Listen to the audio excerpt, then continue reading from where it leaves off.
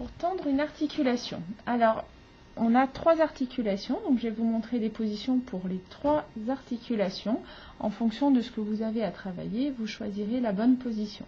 Alors, pour tendre la métacarpophalangienne, qui est cette articulation-là, vous allez mettre vos doigts sur le dos de la main, et puis vous allez mettre votre pouce, c'est votre pouce qui va travailler. Vous allez mettre votre pouce ici sur la face antérieure du doigt, en dessous du pli que vous avez ici. Voilà, la position des doigts est très importante. Et puis vous allez, avec votre pouce, tendre votre articulation.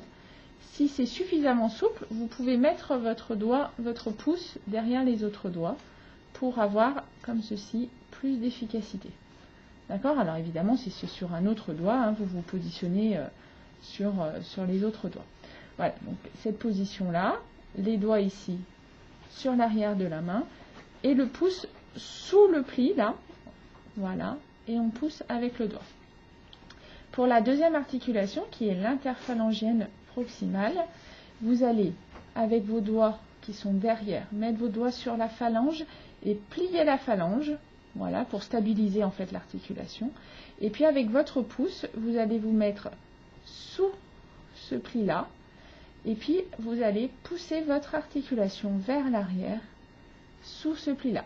Alors cette articulation, elle ne dépasse pas les 0 degrés. Donc quand vous atteignez la rectitude, vous n'avez pas à aller plus loin. C'est important, il ne faut pas forcer cette articulation. Voilà.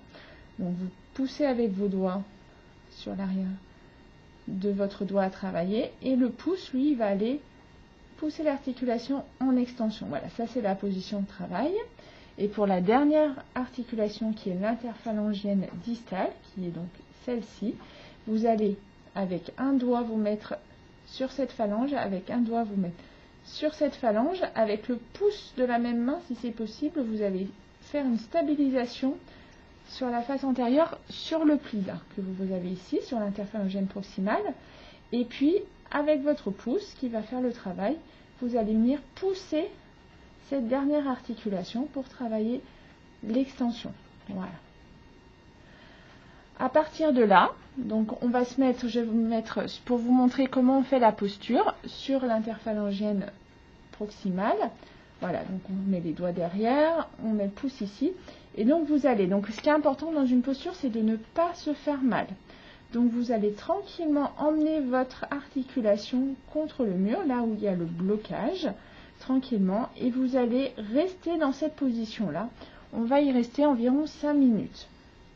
Donc tranquillement, vous allez pousser l'articulation là où ça ne va pas bien, donc pour tendre l'articulation, et vous allez rester en position. Si ça tire un petit peu trop fort, vous devez sentir que ça tire.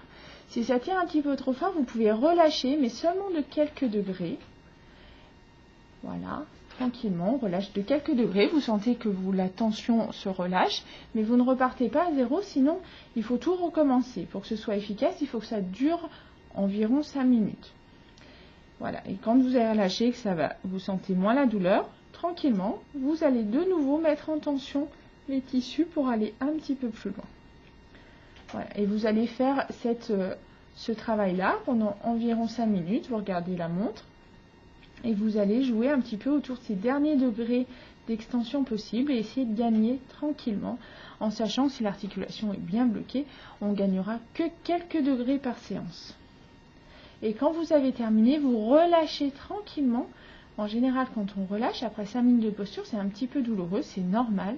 Ça ne doit pas faire mal plus de 5 à 10 minutes après l'arrêt de la posture. Si c'est le cas, c'est que vous avez tiré trop longtemps ou trop fort, et dans ce cas-là, lors de la prochaine séance, vous ferez un petit peu moins.